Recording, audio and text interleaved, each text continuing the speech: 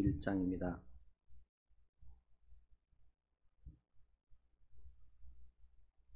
마태복음 21장 1절에서 11절까지 우리 한 절씩 교독하도록 하겠습니다. 마태복음 21장 1절에서 11절, 제가 먼저 1절 읽겠습니다. 그들이 예루살렘에 가까이 가서 감난산 벳박에 이르렀을 때 예수께서 두 제자를 보내시며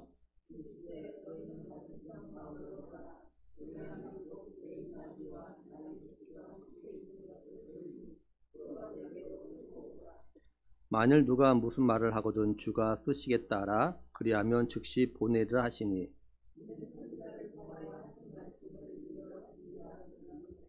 시온 딸에게 이르기를 내 왕이 내게 임하나니 그는 겸손하여 낙이 곧 멍에 매는 짐승의 새끼를 탓도다 하라 하였느니라. 나귀와 나귀 새끼를 끌고 와서 자기들의 겉옷을 그 위에 얹음에 예수께서 그 위에 타시니,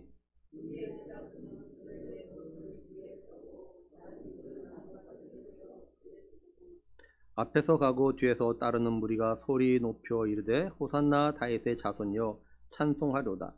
주의 이름으로 오신 이여 가장 높은 곳에 호산나 하더라.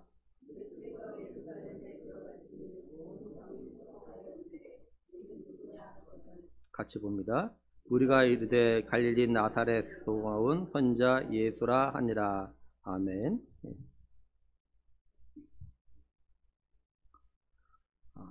예수님께서는 이렇게 사역을 하실 때 제자들에게 어떤 말씀을 좀 하셨냐면, 예수님 자신이 장로들에게, 서기관과 또한 대제사장들에게 버림을 받고 많은 고난을 당하고 그래서 죽고 3일 만에 다시 부활할 거다, 이 말씀을 3번이나 이렇게 말씀하셨어요.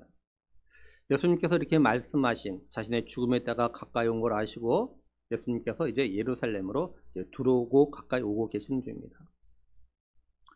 예수님께서 이제 예루살렘에 가까이 오셔서 뭐라고 말씀하시냐면은, 오늘 1절 3절을 보면은 그들이 예루살렘에 가까이 가서 감난산 벳박에 이르렀을 때 예수께서 두 제자를 보내시며 이르시되 너희는 맞은편 마을로 가라. 그리하면 곧 매인 나귀와 나귀 새끼가 함께 있는 것을 보리니 풀어 내게로 끌고 오라. 만일 누가 무슨 말을 하거든 주가 쓰시겠다 하라. 그리하면 즉시 보내라 하시니, 이렇게 말씀을 해요. 감난산은 감람나무가 많기 때문에 불려지는 산이 이게 감난산입니다. 그 감람나무가 뭐냐면 올리브 기름을 짜는 그 올리브 나무예요. 우리가 올리브 기름 먹지 않습니까? 그 올리브 나무가 감람나무입니다. 그리고 감난산은 해발 약 800m 높은 그 고지에 있습니다. 그리고 벳박에는 감난산 그 주변에 있는 그 마을입니다. 예수님께서 이제 이곳에 와서 2명의 제자들 갖다가 건너편 마을로 보내셔요. 그래서 뭐라고 하시냐면은 가면은 한 마리 나귀가 이렇게 묶여 있고, 그 다음에 그 옆에 또 나귀 새끼가 묶여 있을 것이다. 그걸 갖다가 풀어서 이제 끌고 오라고 하십니다. 근데 혹시 누군가가 아니 당신 것도 아닌데 왜 그걸 갖다 끌고 가려고 하십니까? 라고 물으면은 주님께 쓰신대요, 이렇게 말하면은 보내줄 거라고 이렇게 이야기하셔요. 예수님은 제자들에 이렇게 말씀하시고 나서 제자들이 혹시 거기 나귀 2마리가 있는데 굳이 새끼까지 끌고 올 필요가 있을까? 이거 궁금해할 것 같아서 왜 새끼까지 끌고 오라고 하셨는지 그에 대해서 설명을 하십니다. 뭐라고 하시냐면 4절 5절에는 이는 선지자를 통하여 하신 말씀을 이루려 하심이라. 일러스되 시온 딸에게 이르기를 내 왕이 내게 임하나니 그는 겸손하여 나귀 곧 멍에 매는 짐승의 새끼를 탓도다 하라 하였느니라, 이렇게 말씀을 해요. 그러니까 예수님은 제자들에게 내가 지금 나귀와 나귀 새끼까지 끌고 오라는 거, 쉽게 말해서 나귀 새끼를 갖다 끌고 오라고 하는 것은 내 뜻이 아니고 하나님께서 선지자를 통해서 예언하셨던 그 말씀을 이루기 위해서라는 것을 갖다가 밝히고 계신 것이에요. 우리가 여기서 좀 생각해 볼 것이 있어요. 그게 뭐냐면 예수님께서 예루살렘에 가까이 오셔가지고 좀 제자들을 갖다가 보내시면서 말씀하시죠. 하나님께서 선지자를 통해서 예수님 자신이 예루살렘에 어떻게 입성하게 될 걸 갖다가 말씀하셨던 거다 제자들에게 이제 말씀하셔요. 그러면서 어떤 생각이 드셨을까라는 거예요. 다시 말해서 예수님이 이제 자신이 곧 죽기 위해서 이제 예루살렘에 오시는데 그 예루살렘을 보실 때 어떤 생각이 드셨을까라는 거죠. 예수님 예루살렘에 오시는 건 처음이 아니에요. 몇 번 뭐 절기 때마다 오셨죠. 근데 이전에 예루살렘에 오시는 것과 지금 이제 자신의 죽음을 앞두고 예루살렘에 오시는 건 분명히 다를 겁니다. 그죠? 느낌이 다를 거예요. 어떤 생각을 하셨을까라는 거죠. 예수님은 자신이 이 땅에 오신 목적, 다른 말로 하면 하나님의 뜻을 온전히 이루시는데 한치의 오차도 없이, 어긋남이 없이 그대로 이루어겠다라는 생각을 갖다 하셨습니다. 그래서 예수님은 하나님께서 선지자를 통해서 하셨던 말씀들 갖다 생각하시고 그 말씀들 갖다가 하나씩 하나씩 그대로 이루기 위해서 해야 될 말씀들을 하셨고 해야 될 행동들을 갖다 지금 하고 계신 거예요. 예수님께서 이렇게 하시는 건 자신을 갖다 높이는 것이 아니라 자신을 보내신 하나님 갖다 높이는 겁니다. 예수님은 자신이 십자가에 달려 고난과 죽으심으로 구원의 역사를 갖다 이룬 이것이 하나님의 뜻임을 갖다가 알림으로 인해서 하나님을 갖다가 높이는 거예요. 그러니까 예수님은 오로지 하나님 뜻을 갖다가 이루며 하나님 높이는데 관심이 있으셨던 거죠. 그렇다면 예수님의 이 모습을 갖다가 오늘 우리에게 한번 적용하면서 우리 갖다 한번 돌아봐요. 그래도 조금 믿음이 있다고는 성도들에게는 어떤 마음이 있냐면 그래도 내가 그래도 하나님의 뜻을 이루는 삶을 갖다가 살아야겠다. 이런 마음과 생각을 갖다가 가지고 있어요. 그죠? 다 가지고 있다. 웬만하면 그래도 좀 믿음 있는 사람은 이런 생각 가지고 있다고요. 말씀을 좀 들은 사람은 이런 생각 가지고 있어요. 그래도 내가 좀 믿음 생활을 하려면 그래, 하나님의 원하신 뜻대로 한번 살아봐야겠다. 이런 마음과 생각 가지고 있어요. 근데 과연 그죠? 나는 하나님의 뜻을 이루는데 얼마나 관심이 있고 문제는 얼마나 관심이 있고 또 정말 나는 하나님의 뜻을 갖다가 생각하면서 그것을 이루기 위해서 내가 말과 행동들 갖다가 얼마나 하고 있냐라는 거예요. 나는 내 삶을 통해서 하나님을 높이고 드러내오는 삶을 갖다가 살고 싶은 마음과 생각을 가지고 있는데 과연 이런 삶을 갖다가 얼마나 또 어떤 노력을 갖다 하고 있냐라는 거죠. 어떤 노력을. 나는 하나님이 뭘 원하시는지 아는데 그것에 순종하기 위해서 내가 뭘 포기하고 뭘 희생하고 있는가, 그러면 삶을 살고 있는가 한번 돌아보자는 거예요. 우리는 하나님 뜻대로 그리고 하나님의 영광과 이름을 갖다가 드러내고 싶은 마음과 생각은 가지고 있는데 근데 생각보다 이런 삶을 살려는 노력을 잘 하지 않는 경우가 많다는 거예요. 생각은 있어요. 마음은 있어요. 내가 한번 예수님 믿는 사람답게 성도답게 하나님 영광을 위해서 말씀대로 순종의 삶을 살고 싶은 그런 마음은 있어요. 마음만 있을 뿐이지 그것이 행동의 삶으로 잘 나타나지 않고 있다는 거죠. 우리는 그저 마음과 생각만 있을 뿐이지 이런 삶을 살기 위해서 내 생각이나 내 뜻을 갖다 포기하지 않고 결국은 내 뜻대로 내 생각대로 말하고 행동하는 경우가 얼마나 많은가라는 겁니다. 만약에 오늘 우리에게 이런 모습이 있다면 우리는 하나님의 뜻에 따라서 우리의 죄를 대신해서 십자가 못 박혀 피 흘려 죽으시기 위해서 예루살렘에 들어오시는 이 예수님을 통해서 지난날에 우리의 이런 삶에 대해서 우리가 회개하고 새롭게 마음을 다지면서 성령의 도우심을 구해야 돼요. 그리고 정말로 한번 이런 삶을 살려고 다짐하고 노력을 꼭 해야 됩니다. 마음만 갖고 있지 말고 생각만 가지지 말고 그걸 행동으로 보여야 되는 거죠. 다음으로 예수님께서 이제 나귀 새끼를 갖다 타겠다고 하신 겁니다. 예수님께서는 자신이 이제 나귀의 새끼를 갖다 타야 되는 이유가 뭐라고 하시냐면 선지자들이 말씀을 통해서 예언했기 때문이다 이렇게 말씀을 하셔요. 예수님은 자신이 자신의 백성을 갖다 구원하기 위해서 나귀 새끼를 타고 예루살렘에 들어가는 일에 대해서 예언했던 두 명의 선지자의 말을 갖다가 인용하셔서 이야기하십니다. 하나는 이사야 선지자가 이사야 62장 11절에서 여호와께서 땅끝까지 선포하시되 너희는 딸 시온에게 이르라 보라 내 구원이 이르니라 하신 이 말씀하고 또 하나는 스가랴 선지자가 스가랴 9장 9절에 시온에 따라 크게 기뻐할지어다 예루살렘에 따라 즐거이 부를지어다 보라 내 왕이 내게 임하시나니 그는 공의로우시며 구원을 베푸시며 겸손하여서 나귀를 타시나니 나귀의 작은 것고 나귀 새끼니라 하신 이 말씀이에요.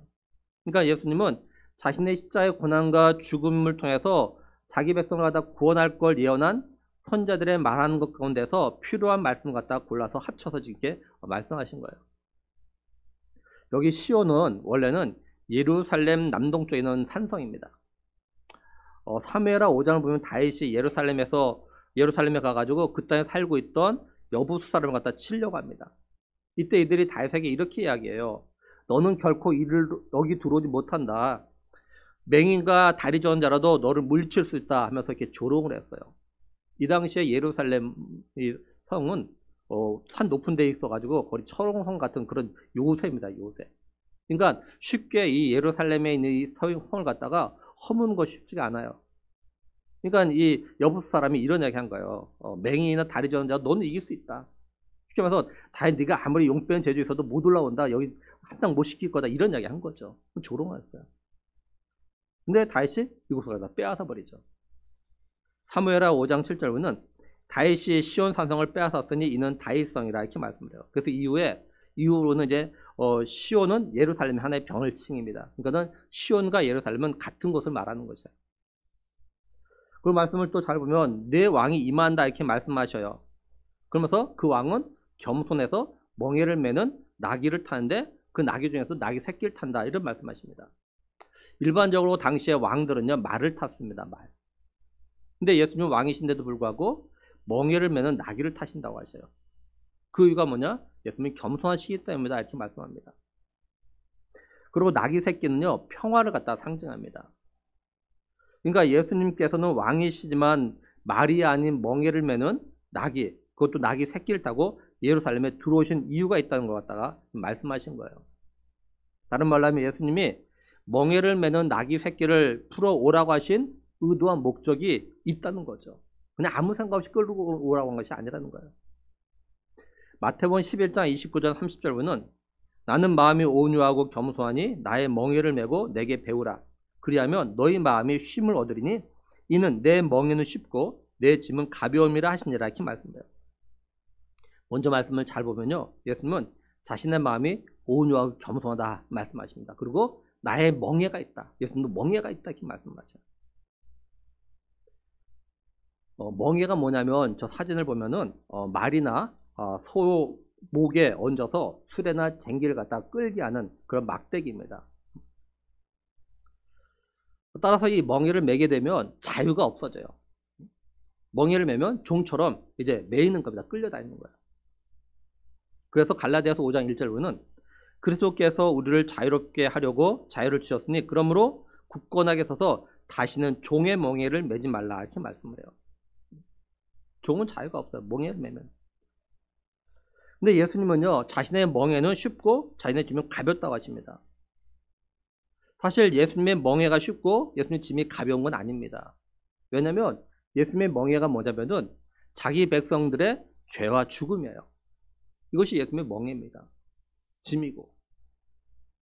한마디로 죄와 죽음은 결코 가볍거나 쉬운 것이 아니죠.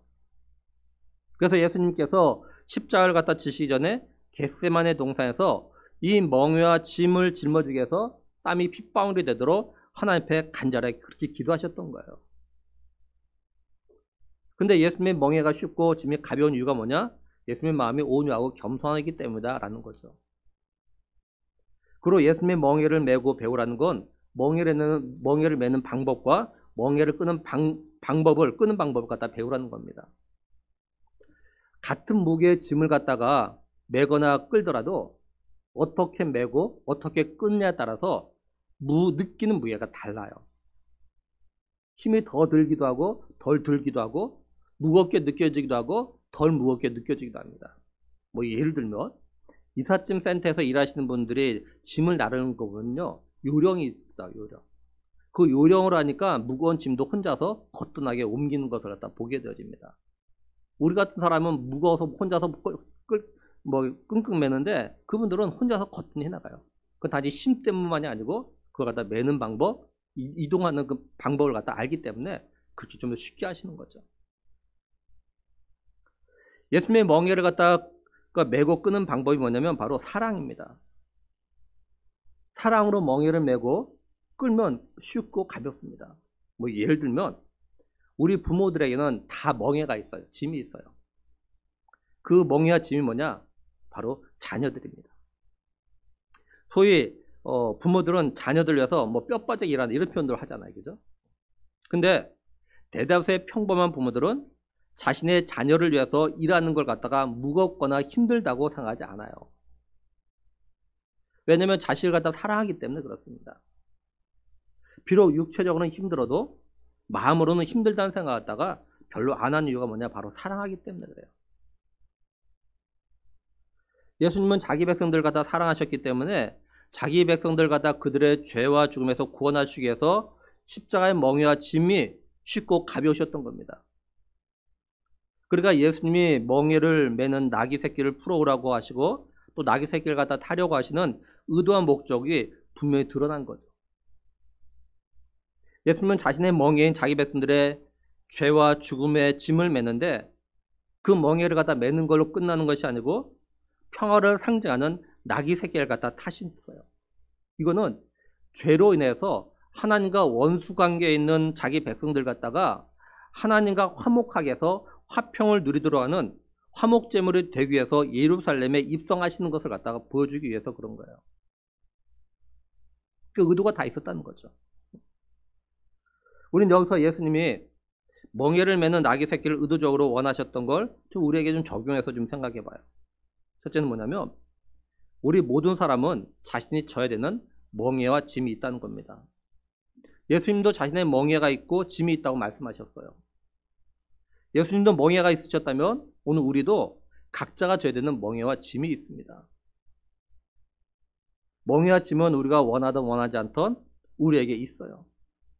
그러니까 우리는 왜 나만 또는 왜 우리 집만 뭐 멍에나 짐이 있냐 이렇게 원망이나 불평할 필요가 없어요. 모든 사람이 다 멍에가 있거든 나름대로. 또 그러니까 우리는 누굴 탓할 필요도 없는 겁니다. 왜냐면 사실 우리에게 있는 멍에와 짐은요 다 죄로 인해서 온 겁니다. 죽음의 멍에와 수고의 짐은 죄로 인해서 온 거예요. 아담이 하나님과 약속을 어겼을 때 죄가 들어왔죠. 또 아담 같은 경우는 땀을 흘려 먹고 살 수 있게 되어졌어요. 다 그 죄로 인해서 시작된 거예요. 우리 자신들의 죄로 인해서 온 멍에와 수고의 짐을 우리 각자가 다 짊어져야 됩니다. 그러니까 부부 사이에 또는 부모 자녀 사이에 혹은 교회 성도 사이에 또는 일터에서 일하는 직장인 동료 사이에 누굴 탓하거나 원망할 필요가 없어요. 원망하면 안 되죠. 또 모두가 우리의 죄로 인해서 왔기에 우리 각자가 짊어져야 되죠. 그리고 이 땅에 사는 모든 사람도 다 자신의 짐과 멍에를 갖다 사실 지고 살아갑니다. 단지 그 멍에와 짐의 종류와 크기와 무게가 다를 뿐이죠. 다 지고 살아가요. 그리고 우리에게 있는 멍에와 짐을 다른 말로 하면 우리의 십자가입니다. 예수님께서 제자들이 이런 말씀하셨죠. 너희가 나를 따라오려거든 너희 자신의 십자가를 짊어지고 따라오라 이렇게 말씀하셨어요. 예수님도 자신의 십자가를 갖다 지고 가셨죠. 다시 말해서 예수님도 자신의 멍에와 짐을 갖다 지셨듯이 우리도 각자의 멍에와 짐을 지고 예수님과 다 따라가야 하는 겁니다. 둘째는 우리가 우리의 멍에와 짐을 갖다가 어떻게 생각하고 어떻게 받아들이냐에 따라서 그 멍에와 짐의 무게가 다를 수 있습니다. 예수님의 멍에는 우리가 지고 있는 멍에나 짐보다 더 무겁고 더 힘든 겁니다. 예수님 자신의 죄 때문이 아니라 자기 백성들의 죄를 대신해서 십자가를 지신다는 것은 사실 쉬운 것은 아니에요. 근데 예수님은 그 멍에와 짐을 무겁게만 생각하지 않으셨습니다. 또한 예수님은 그걸 다 힘들다고 생각하지 않으셨어요. 물론 예수님도 인성을 가지셨기 때문에 십자가를 지시기 전에 그 짐과 멍에를 위해서 하나님 앞에 정말 간절히 기도하셨거든요. 근데 예수님은 자신의 멍에와 짐을 기꺼이 지었어요. 예수님은 결코 자신의 멍에와 짐을 무겁게만 생각한 것이 아닙니다. 오히려 예수님은 자신의 멍에와 짐을 갖다가 쉽고 가볍다고 생각하셨어요. 왜냐하면 예수님은 우리가 다 사랑하셨기 때문입니다. 마찬가지로 우리가 사랑하면 멍에와 짐을 갖다가 쉽게 또는 가볍게 생각하고 질 수 있어요. 오늘 우리들이 진정으로 예수님을 사랑한다면 우리가 감당해야 되는 일들, 우리 자신의 십자가는 물론이고 화목케 하는 직분, 그리고 우리 주변 사람들에 대한 어떤 짐과 멍에를 좀 더 쉽고 가볍게 질 수가 있습니다. 우리가 예수님이 날 사랑하신 그 사랑을 예수님을 통해서 제대로만 배운다면 우리의 멍에와 짐도 무겁고 힘들게만 생각하지 않을 수 있다는 거죠. 이제 제자들은 예수님의 명령에 따라서 마을에 가서 나귀와 나귀 새끼를 갖다 끌고 옵니다. 그리고 제자들이 어떻게 하냐면 7절 보면은 나귀와 나귀 새끼를 끌고 와서 자기들의 겉옷을 그 위에 얹음에 예수께서 그 위에 타시니 이렇게 말씀을 해요. 이 당시에 제자들처럼 자기의 겉옷을 갖다가 벗어서 나귀의 등에 펴주는 이런 행동은 아무에게나 하지 않습니다. 자신이 존경하는 사람에게 또 자신의 모든 것을 갖다 바쳐서 충성하겠다고 다짐하는 표현으로 자기 옷을 벗어서 이런 행동을 갖다 합니다. 또 한 예를 든다면 열왕기하 9장 13절 보면요. 무리가 각각 자기의 옷을 급히 가져다가 섬돌 위 곧 예후의 밑에 깔고 나팔을 불며 이르되 예후는 왕이라 하니라 이렇게 말씀을 해요. 하나님께서 엘리사를 통해서 북이스라엘에 아합의 뒤를 이어서 예후가 왕이 된다라는 걸 갖다 전했어요. 이 말을 들은 예후 주변에 같이 있던 장관들이 자기의 겉옷을 벗어가지고 예후의 발 앞에 딱 깔아줍니다. 왕이라고 하니까 하나님 섬기겠다는 거죠. 그리고 고대 운동 지마에서는 전쟁에서 승리하고 돌아온 장군에게도 이렇게 경의를 갖다 표했다고 합니다. 근데 제자들만 이렇게 한 것이 아닙니다. 8절 보면 무리의 대다수가 그들의 겉옷을 길에 펴고 다른 이들은 나무가지를 베어 길에 펴고 이렇게 말씀을 해요. 제자들이 자기의 겉옷을 벗어가지고 나귀의 그 등에 얹은 걸 보고 그걸 무리들이 어떻게 하냐 자기들 겉옷을 다 벗습니다. 그리고 길거리에 펴요. 또 어떤 사람들은 나무가지를 베어다가 길에 펴니다. 요한복음에 보면은 종려나무 가지를 가지고 맞으러 갔다라고 이렇게 되어져 있어요. 요한복음 12장 13절 보면 종려나무 가지를 가지고 맞으러 나가 외치되 호산나 찬송하려다 주의 이름을 오시니 곧 이스라엘의 왕이시여 하더라 이렇게 말씀을 해요. 그러니까 사람들이 종려나무 가지를 가지고 예수님과 상행해서 오늘 갖다 종려주일 이렇게 또 표현하고 있는 겁니다. 이 종려나무는 팜나무입니다. 팜나무에서 팜유가 나오죠. 팜유가. 그리고 이스라엘에서 종려나무는 아주 흔히 볼 수 있는 그런 나무입니다. 근데 이 종려나무가 가지고 있는 유대인들이 가지고 있는 의미는 뭐냐면 승리와 번영을 갖다 상징하는 그런 나무예요. 시편 92편 12절 보면 의인은 종려나무같이 번성하며 이렇게 말씀을 해요.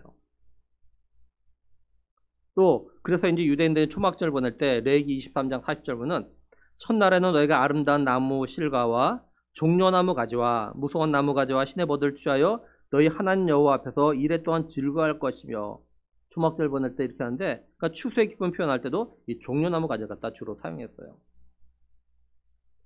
또 종려나무 가지는 왕이나 전쟁에 승리한 장군에 대한 경의를 표현할 때도 사용했습니다. 그래서 요한계시록 7장 9절 10절 보면 이 일 후에 내가 보니 각 나라와 족속과 백성과 방언에서 아무도 능히 셀 수 없는 큰 무리가 나와 흰 옷을 입고 손에 종려가지를 들고 보좌 앞과 어린 양 앞에 서서 큰 소리로 외쳐 이르되 구원하심이 보좌에 앉으신 우리 하나님과 어린 양에게 있도다 이렇게 말씀을 해요. 그러니까 왕 되신 하나님 그리고 어린 양 예수 그리스도를 찬양할 때 종려나무 가지를 갖다 사용한 거죠. 또 사용하게 된다는 거고요. 이렇게 모인 사람들이 어떻게 하냐 9절에 앞에서 가고 뒤에서 따르는 무리가 소리 높여 이르되 호산나 다윗의 자손이여 찬송하려다 주의 이름으로 오신 이여 가장 높은 곳에서 호산나 하더라 이렇게 말씀합니다. 말씀을 잘 보면 무리들이 앞에 가고 뒤에 따른다고 말해요. 그러니까 무리들이 어린 나귀 새끼를 타고 가는 예수님 앞에 가는 무리가 있어요. 앞에 가가지고 막 소리 지르면서 가고 또 어떤 무리들은 그 나귀 뒤에 따라가면서 막 소리를 갖다 질렀다는 거죠. 여기 호산나라는 뜻은 뭐냐면 우리를 구원하소서라는 뜻의 아람어입니다. 그러니까 유월절을 지내기 위해서 예루살렘에 올라온 유대인들이 예수님을 보고 우리를 구원하소서 이렇게 외쳤던 거예요. 그리고 유대인들에게 다윗의 자손은 어떤 의미냐면 메시아라는 그런 메시아의 대명사가 이 다윗의 자손입니다. 유대인에게서 유월절은 애굽에서 종로 탈 때 그죠? 자유를 얻어서 얻은 날을 갖다 기념하는 그런 의미가 있죠. 유월절은. 이런 절기에 유대인들이 예수님을 보고 우리를 구원하소서 메시아여 이렇게 외쳤다는 거죠. 이걸 통해서 유대인들은 지금 예수님을 통해서 로마의 집에서 벗어나고 싶은 그런 갈망을 갖다가 이렇게 좀 표현한 겁니다. 그러니까 유대인들은 예수님이 하나님이 약속하신 메시아라는 생각을 한 것이 아니고 구원을 자신의 영혼을 구원하는 그 메시아 생각한 것이 아니고 지금 자신들이 로마의 억압에 있는데 이런 자신들 갖다가 자신의 조상들이 애굽에서 종노릇할 때 자유를 얻었던 것처럼 그 자유를 갖다 생각하면서 예수님 갖다가 정적인 메시아로 지금 생각하고 예수님 갖다 환영하는 거예요. 그 이유가 뭐냐면 예수님께서 행하셨던 이적들을 갖다 봤기 때문에 그렇습니다. 특히 예수님의 오병이어의 기적을 갖다 봤기 때문에 그래요. 요한복음 6장 14, 15절 보면은 그 사람들이 예수께서 행하신 이 표적을 보고 말하되 이는 참으로 세상에 오실 그 선자라더라. 그러므로 예수께서 그들이 와서 자기를 억지로 붙들어 임금으로 삼으려는 줄 아시고 다시 혼자 산으로 떠나가시니라 이렇게 말씀을 해요. 그러니까 지금 예수님의 예루살렘 입성을 갖다가 환영하는 무리도 예수님 갖다가 정적인 메시아 왕으로 생각하고 호산나 우리 갖다 구원하소서 이렇게 외쳤던 겁니다. 그러니까 나귀 새끼를 타신 예수님 앞에서 또는 뒤에서 가는 사람들이 그죠? 하는 소리를 들으면 마치 이들이 정말로 예수님이 하나님의 아들로서 자신을 구원하게 오신 그 메시아라고 노래하는 것 같은데 사실 그것이 아닌 거예요. 이들은 예수님이 예루살렘 입성 갖다 축하며 노래한 이유가 뭐냐? 예수님이 자신을 갖다 로마의 지배로부터 벗어나게 해주실 정적인 메시아로 생각했기 때문에 이렇게 좀 예수님을 갖다 환영했던 겁니다. 그리고 예수님의 제자들도 자신들의 겉옷을 펴서 나귀 새끼 얹은 것은 분명히 예수님을 갖다 존경한 의미도 있지만 이 제자들 역시도 예수님을 갖다 정적인 메시아로 생각하고 지금 따르고 있었기 때문에 그런 거예요. 그러니까 지금 예수님의 제자들과 많은 사람들이 예수님이 왜 예루살렘에 들어가시는지 그 이유를 갖다 정확히 모르는 거야 지금. 이들은 예수님이 예루살렘에 들어가시는 것에 대해서 그냥 자기들의 생각대로 또는 자신들이 원하고 바라는 대로 이런 반응을 갖다 나타냈던 거예요. 만약에 제자들과 무리들이요 예수님이 예루살렘에 들어가시는 것이 자기 백성들의 죄를 위해서 십자가에서 고난당하시고 죽으시기 위해서 예루살렘에 지금 들어가시는 거라는 걸 알았다면 과연 지금처럼 자기들의 겉옷을 펴고 종려나무 가지를 가지고 예수님을 갖다 환영하고 반겼겠냐라는 거죠.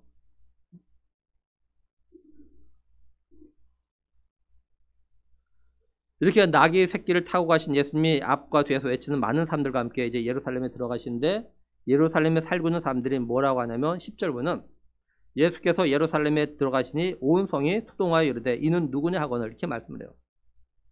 그러니까 지금 예수님 때문에 예루살렘에 소동이 일어난 거예요. 성경에 보면요 예수님 때문에 예루살렘의 소동이 2번 일어납니다. 2번. 근데 이 2번이 다 예수님 이 땅에 오신 목적과 관계돼서 소동이 일어나요. 예수님 때문에 예루살렘의 소동이 첫 번째 일어나는 것이 언제냐면 예수님이 태어나셨을 때입니다. 마태복음 2장 1절에 3절 보면 헤로드 왕 때 예수께서 유대 베들레헴에서 나심에 동방으로부터 박사들이 예루살렘에 이르러 말하되 유대인의 왕으로 나신 이가 어디 계시냐? 우리가 동방에서 그의 별을 보고 그에게 경배하러 왔노라 하니 헤로드 왕과 온 예루살렘 듣고 소동한지라 이렇게 말씀을 해요. 예수님이 땅에 오신 목적이 자기 백성들을 그들에서 구원하기 위해서 오셨습니다. 예수님이 자기 백성들 갖다가 죄에서 구원하기 위해서 오신 날, 이 땅에 오신 날 예루살렘에 소동이 일어났어요. 이제 예수님 때문에 예루살렘의 두 번째 소동이 바로 예수님이 자기 백성들을 그들에 대해서 구원하기 위해서 십자에 못 박혀 죽기 위해서 예루살렘에 들어가신 날, 이날 예루살렘에 소동이 일어난 겁니다.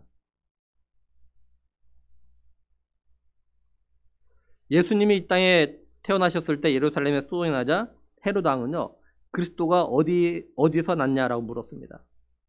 그리고 예수님이 이 땅에 오신 목적을 이루기 위해서 예루살렘에 들어오셔서 소동 나자 사람들은 이렇게 물은 거죠. 아니 도대체 누가 오길래 이 소동이야? 이 사람이 누구야? 이렇게 소리치고 들어온 사람들에게 물은 거예요. 이게. 그러자 무리들이 뭐라 대답하냐? 11절에 무리가 이르되 갈릴리 나사렛에서 나온 선자 예수라 하니라 이렇게 말씀을 해요.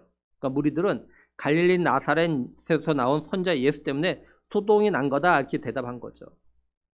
다시 말해서 이 말이 가진 의미는 뭐냐면 아니 그까지 선자 한 사람 때문에 웬 소동이야 이 말이에요. 근데 예수님은 단순히 선지자 중에 한 사람이 아니시죠. 예수님은 때가 되면 오시기로 되어 있던 바로 그 선지자입니다. 신명기 18장 15절 보면 내 하나님 여호와께서 너희 가운데 내 형제 중에서 너를 위하여 나와 같은 선지자 하나를 일으키시리니 너는 그의 말을 들을지니라. 그리고 18절에 내가 그들의 형제 중에서 너와 같은 선지자 하나를 그들을 위하여 일으키고 내 말을 그 입에 두리니 내가 그에게 명령한 것을 그가 무리에게 다 말하리라 이렇게 말씀을 해요. 이건 모세가 한 말입니다. 근데 이 선지자가 바로 예수 그리스도예요. 그러니까 예수님이 오신 것, 또 예수님이 예루살렘에 들어오신 것이 우연이 아니라라는 거죠. 예수님이 오신 게 하나님의 구원 계획 속에 있었던 겁니다. 그건 예수님께서 이 땅에 오셨을 때, 그리고 십자가를 지시해서 예루살렘에 들어오실 때 수동이 일어나는 것은 당연한 거다. 이런 이야기를 갖다 하고 있는 거예요. 이제 말씀을 정리하면 예수님이 예루살렘에 나귀 새끼를 갖다 타고 들어오신 것은 하나님의 계획하신 구원 계획을 갖다 이루시기 위해서 그러신 겁니다. 하나님의 계획은 예수님이 자기의 택한 백성들 갖다가 그들의 죄에서 구속하시기 위해서 대신 십자가에서 고난과 죽음을 갖다가 당하시는 겁니다. 한마디로 예수님은 우리를 위해서 고난 당하시기 위해서 스스로 예루살렘에 들어오신 거예요. 무리들은 이런 예수님을 갖다가 겉옷과 종려나무 가지를 비롯해서 나무 가지를 길에 펴며 환영했습니다. 물론 이들이 예수님을 정적인 메시아로 생각하고 정적인 자유를 기대한 거죠. 그렇다면 오늘 종려주일로 예배를 드리며 또한 내일부터 일주일간 고난주간을 갖다가 우리가 보내게 될 건데 오늘 우리 스스로에게 좀 물어보기를 원하는 것이 있어요. 뭐냐면 나는 지금까지 매년 있는 고난주간을 갖다 어떻게 보냈나? 고난주간 어떻게 보내셨나요? 매년 있잖아요. 우리가 매년. 그리고 이번 고난주간은 내가 어떻게 하는 게 내 죄를 대신해서 고난당하신 예수님의 그 고난의 의미를 드러내고 그 고난에 동참하는 걸까? 우리가 예수님의 고난에 동참하는 마음으로 각각 하나씩 정해서 한번 실천해 봤으면 좋겠어요. 예수님의 고난에 내가 한번 동참해 보자. 한번. 각자 정해보면 각자. 그리고 우리의 삶이 많이 피곤하고 고단하지만 나를 위한 고난을 당하신 예수님의 고난에 조금이라도 감사하는 마음으로 우리 내일부터 일주일 동안 금요일까지 새벽에 나와서 그 고난에 참여하며 기도하고 부활의 기쁨을 회복하고 감사하면서 부활의 주일을 갖다 맞이하는 우리가 되었으면 정말 좋겠습니다. 바라기는 진실로 나를 위해서 십자가에서 고난당하고 죽으신 예수님 갖다 기억하며 그 은혜에 감사하면서 예수님을 위해서 좀 크고 작은 고난에 함께하는 우리가 되길 원합니다. 그리고 나를 따라오려거든 자기 십자가를 지고 따르라고 하신 예수님의 말씀을 기억하면서 내가 짊어져야 되는 십자가, 다시 말해서 내 죄의 짐과 멍에를 지고 묵묵히 십자가의 길을 갖다 걸어가신 예수님을 갖다 바라보면서 어떤 고난 앞에도 타협하지 아니하고 믿음으로 끝까지 이겨서 훗날 나를 위해 고난당하시고 죽으시고 부활하신 예수님을 갖다 꼭 만나고 그 예수님과 함께 영원토록 천국에서 왕노릇하는 우리 모두가 되기를 우리를 사랑하셔서 내 대신 고난당하시고 죽으시고 부활하신 예수 그리스도의 이름으로 간절히 축원합니다. 우리 시간에 이제 성찬 시간을 좀 하도록 하겠습니다. 우리 찬송가 229장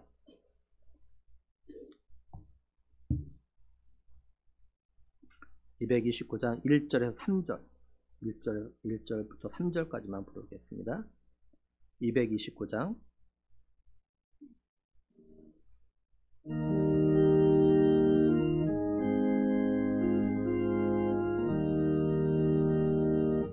아무음도 없고 거룩하신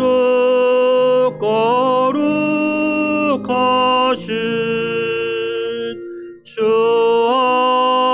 하나님 어린 양이 죽임을 당했네. 이는 날 위하여 십자가 위에서 못 박히사 깨뜨리신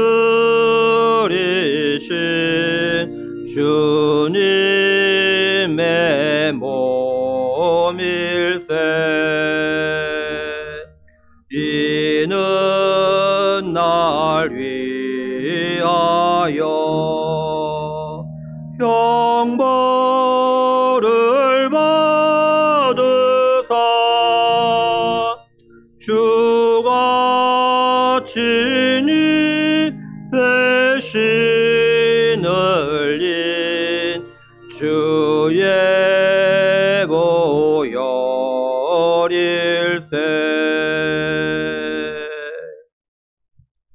하나님 말씀 보겠습니다. 하나님 말씀 고린도전서 11장입니다.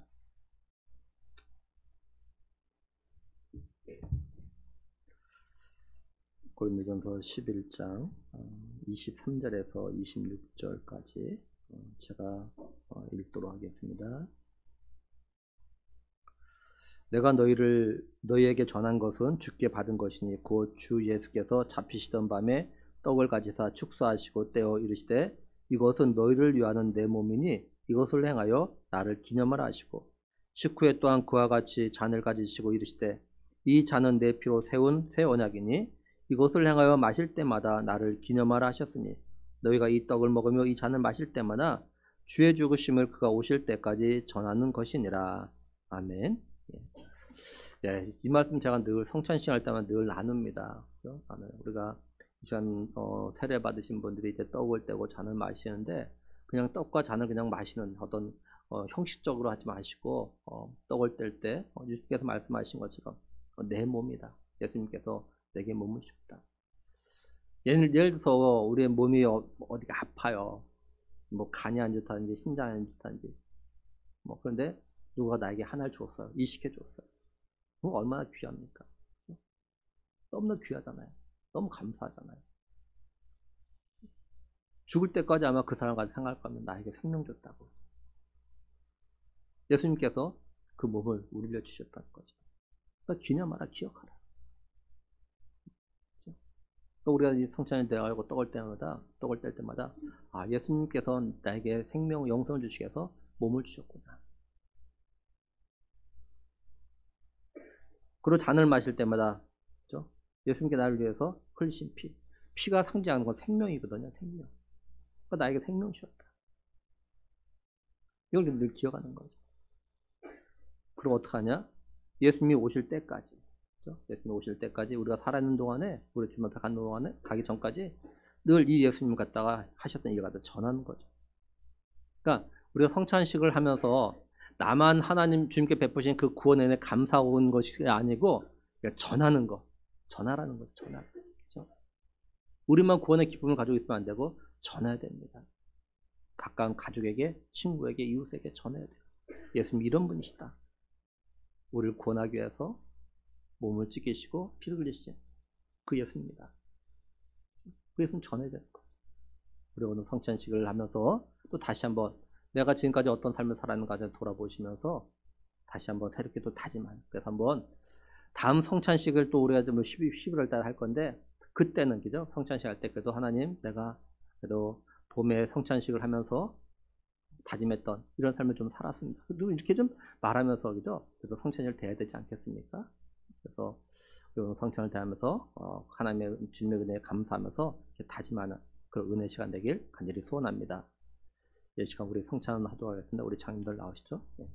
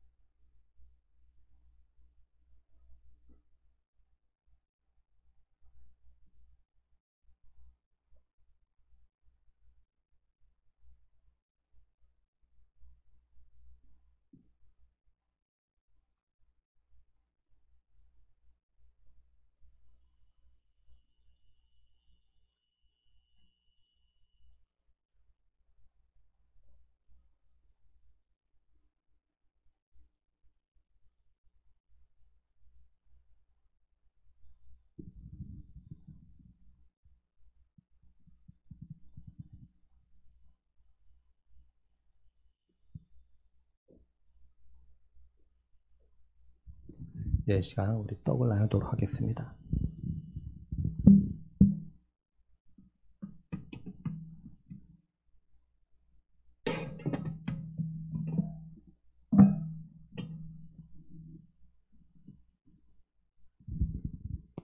우리 기도하겠습니다. 하나님 감사합니다.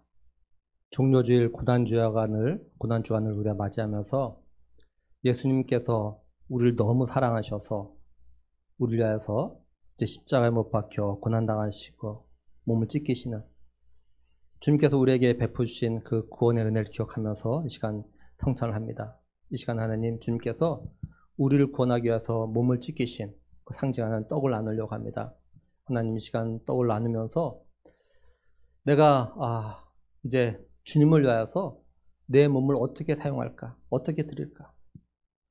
주님께서는 나를 위해서 몸을 주셨는데 나는 내 몸을 가지고 어떻게 주를 위해서 살아갈까? 어떻게 주님을 드러낼까? 하나님 기도하면서 감사하면서 새롭게 다짐하는 그런 은혜 시간을 간절히 원하고 우리 주 예수 그리스도 이름으로 기도드리옵나이다. 아멘.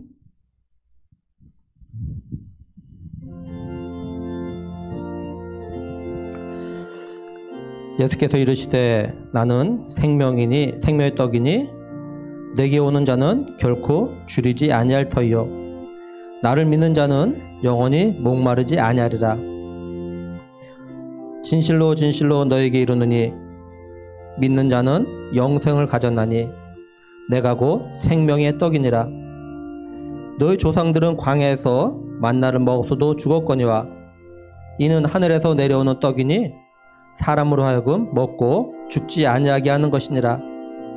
나는 하늘에서 내려온 살아있는 떡이니 사람이 이 떡을 먹으면 영생하리라. 내가 줄 떡은 곧 세상의 생명을 위한 내 살이니라 하시니라. 예수께서 이르시되 내가 진실로 진실로 너에게 이르노니 나의 살을 먹지 아니하고 인자의 피를 마시지 아니하면 너희 속에 생명이 없느니라. 내 살을 먹고 내 피를 마시는 자는 영생을 가졌고 마지막 날에 내가 그를 다시 살리리니 내 살은 참된 양식이요 내 피는 참된 음료로다. 내 살을 먹고 내 피를 마신 자는 내 안에 거하고 나도 그의 안에 거하나니 살아계신 아버지께서 나를 보내심에 내가 아버지로 말미암아 사는 것 같이 나를 먹는 그 사람도 나로 말미암아 살리라. 이것은 하늘에서 내려온 떡이니 조상들이 먹고도 죽은 것과 같지 아니하여 이 떡을 먹는 자는 영원히 살리라. 세례를 받고 떡을 떼지 않으신 분 있으면 손들어 펴 주시기 바랍니다. 예, 이제 잔을 나누도록 하겠습니다.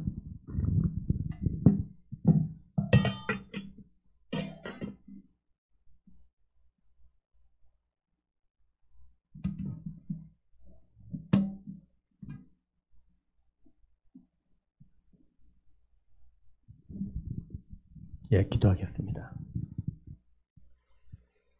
하나님 감사합니다. 우리를 사랑하셔서 예수님 이 땅에 보내셨고 예수님께서 이 땅에 오신 목적대로 우리를 위하여서 십자가에서 고난당하시고 십자가에서 피 흘려 죽어주신 그 은혜를 저희들이 다시 한번 기억합니다.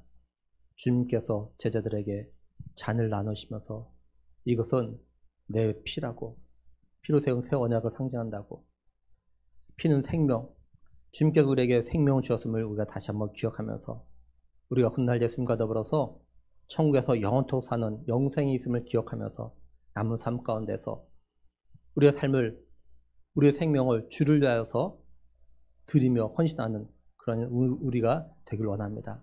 이 시간 하나님 아버지 잔을 나누면서 내게 생명을 영생을 주신 주님의 그 놀라신 구원의 은혜를 기억하면서 우리의 남은 삶 정말 주님 앞에 가는 그날까지 주님을 드러내기로 다짐하는 전하는 삶을 살아오고 다짐하면서 이 잔을 대할 때 하나님 우리에게 힘을 주시고 능력을 주셔서 정말 우리가 남은 삶 주의 증인으로 살아갈 수 있도록 도와주시옵소서.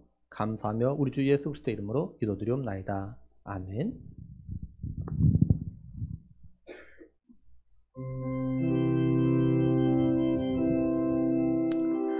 우리는 그리스도 안에서 그의 은혜의 풍성함을 따라 그의 피로 말미암아 속량 곧 죄 사함을 받았느니라.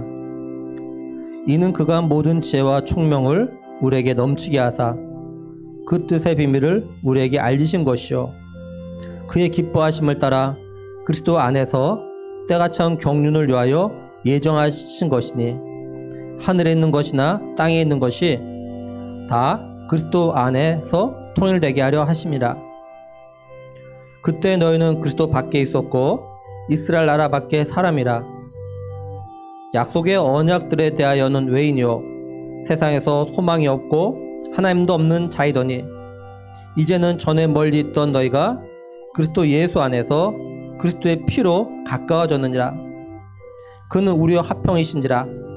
둘로 하나를 만드사 원수된 것 곧 중간에 막힌 담을 자기 육체로 하시고 법조문으로 된 계명의 율법을 폐하셨으니 이는 이 둘로 자기 안에서 한 세 사람을 지어 화평하게 하시고 또 십자가로 이 둘을 한 몸으로 하나님과 화목하게 하려 하심이라.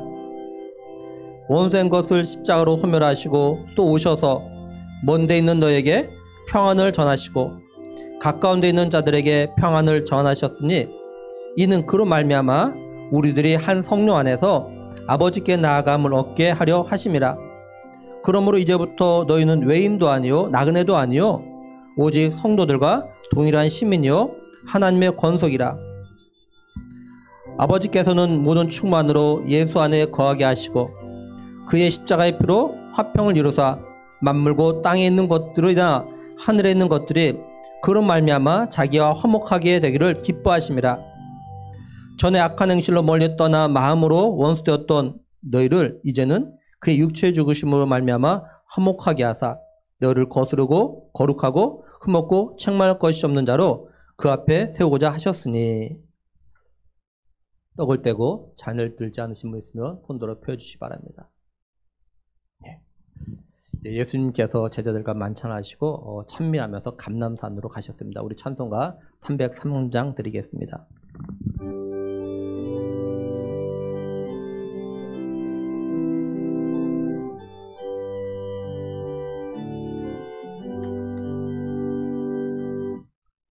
위하여 십자가에 중한 고통